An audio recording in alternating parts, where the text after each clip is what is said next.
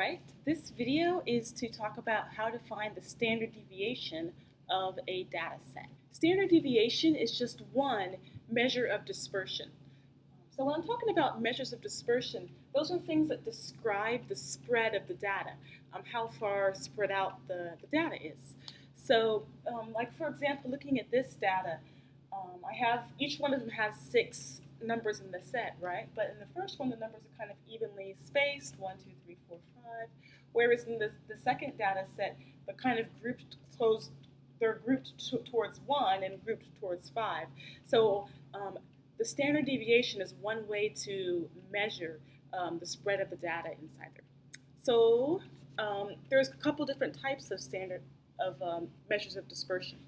So we're talking about standard deviation right now, but we could also measure the spread of the data by talking about the range, the standard deviation, or the variance.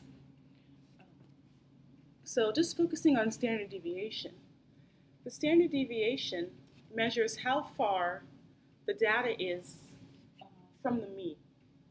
So it measures how far the data is from the mean. So for example, if I were to have 2 classes, and they both classes on a recent test, let's say, score a mean of 80%.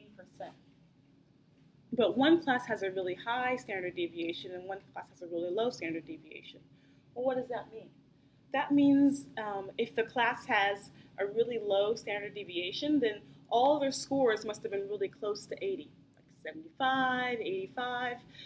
They're all kind of close to 80.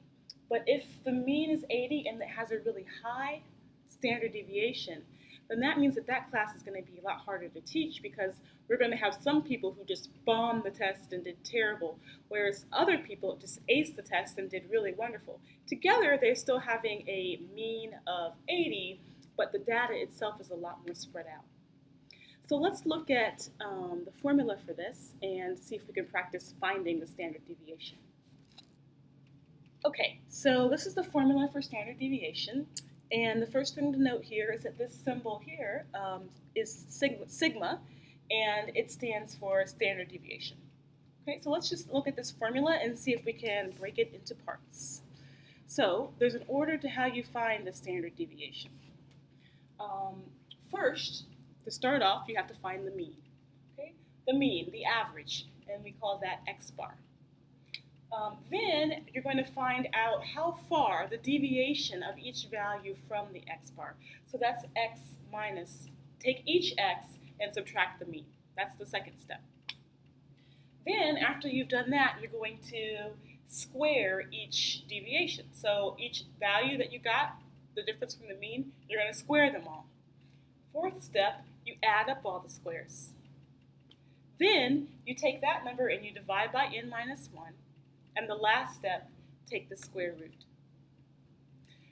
Okay, and so all of that can be seen in the formula. So here's the x bar that you found at first. Then you're going to do each value minus the mean, square it, add up all the squares, divide by n minus 1, and take the square root. Okay, so let's see if we can practice doing that. So let's do a little example. Okay, so let's see if we can find the standard deviation of, this is my data set.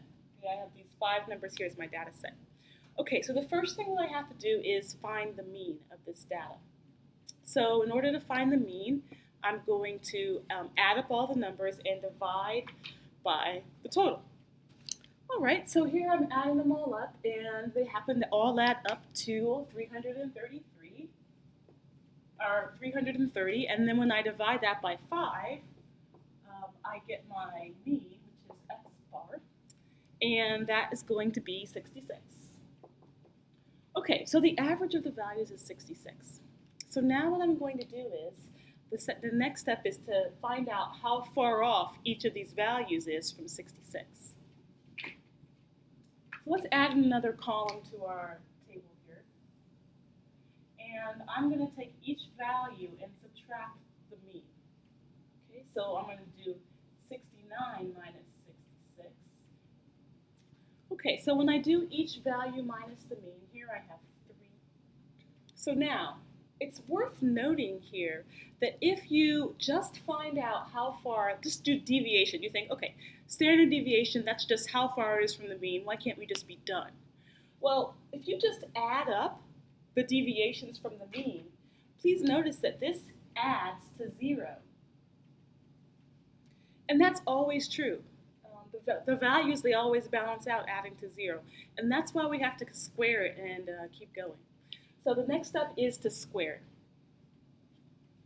Okay, so when I square each value, 3 squared is 9, 2 squared is 4, negative 1 squared is positive 1, and these turn to positive 4s.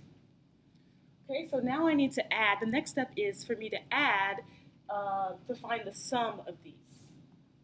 So I need to find the sum of x minus x bar squared.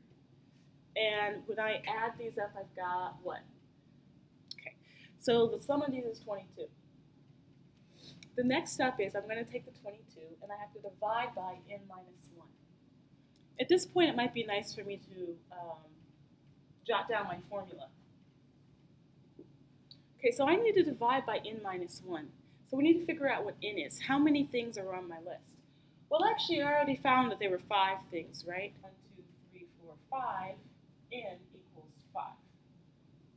So now, my standard deviation is going to be 22 over 5 minus 1. So 22 divided by 4. Square root. That's the square root of 5.5. Which gives me for my answer 2.35. All right, great. So that's how you find the standard deviation. And notice the layout of how I did that. Whenever I'm finding the standard deviation, I'd like to make this chart with these particular columns at the top and finding these sums at the bottom. And so that's what lets me know what numbers to use in my final product here. All right, so let's try that one more time, one more example of finding the standard deviation. Okay, so let's see if we can find the standard deviation of these values. Well, the first thing I need to do to find my standard deviation, step 1, is to find the mean. Okay, so here's step 1. I found the mean by adding up all the numbers and dividing by 7. I got 140 over 7, which gives me 20 for my mean. The second step is to subtract the mean from each value. Okay, so here's my second step. I have each value minus the mean. All right, so now the next step is for me to square each of those values. Okay, so now 3 squared is 9, 2 squared is 4. The negative values squared become positive. So now I have this completed step 3, which is that I squared each one. Step 4 is for me to add them all together. All right, and so when I add up all these, it sums to 28. That's my 4th step. And the next step is for me to divide by n minus 1. Well, what's n? How many things do I have on this list? So now I'm ready to find my standard deviation. It is the square root of my sum, which is 28, divided by 7, minus 1. Okay, so looks like that will give me the square root of 28 over 6, which gives me my standard deviation of 2.16. Okay, guys, so when you're finding the standard deviation, remember that we need to follow these 6 steps in order to do so. All right, great.